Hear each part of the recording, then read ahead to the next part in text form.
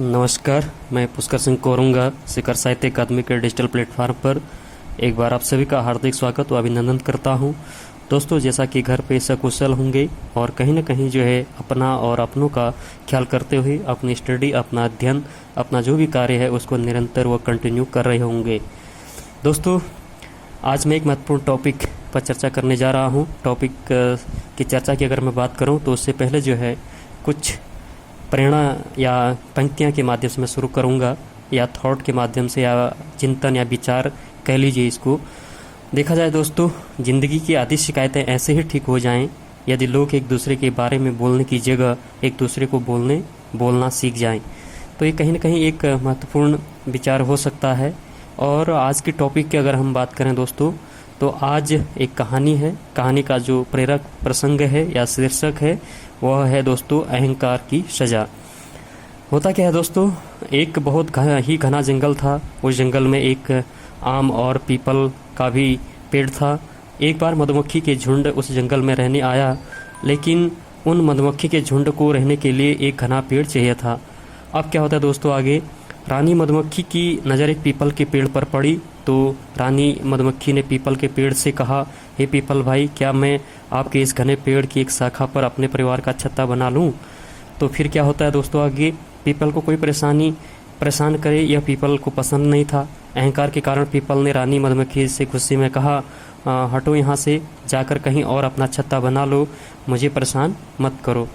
फिर क्या होता है दोस्तों, आगे पीपल की यह बात सुनकर पास ही खड़े आम के पेड़ ने कहा, पीपल भाई, बना लेने दो छत्ता, ये तुम्हारी शाखाओं को सुरक्षित रहेंगी।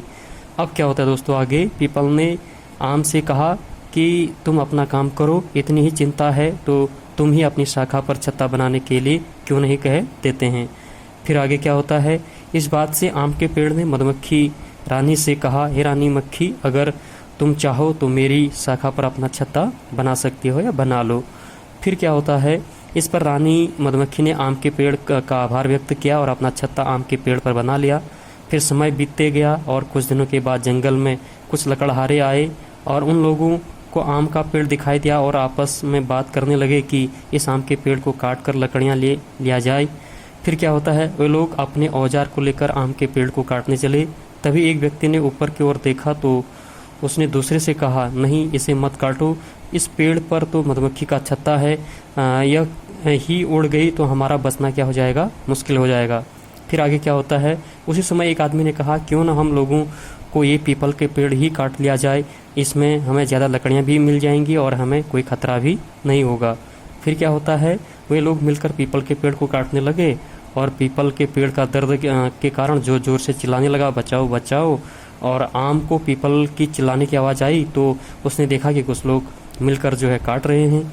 तो आम के पेड़ ने मधुमक्खी से कहा कि हमें पीपल के प्राण बचाने चाहिए। आम के पेड़ ने मधुमक्खी से पीपल के पेड़ के प्राण बचाने का आग्रह किया तो मधुमक्खी ने उन लोगों पर हमला कर दिया और वे लोग अपनी जान बचाकर जंगल से भाग गए। फिर क्या होता है दोस्तों, पीपल के पेड़ ने मधुमक्खियों का धन्यवाद किया और अपने आचरण के लिए क्षमा मांगी।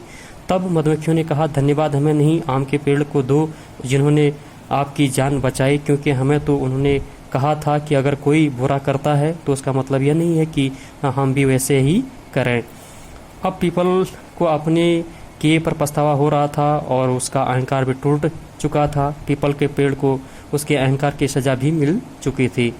दोस्तों, देखा जाए इस कहानी से ऑल ओवर ये ज्ञान या शिक्षा हमें मिलती है कि हमें कभी अहंकार नहीं करना चाहिए, अहंकार या घमंड नहीं करना चाहिए। जितना हो सके लोगों के काम ही आना चाहिए, जिससे वक्त पड़ने पर तुम भी किसी की मदद मांग सको। जब हम किसी की मदद करेंगे तभी कोई हमारा भी मदद करेगा।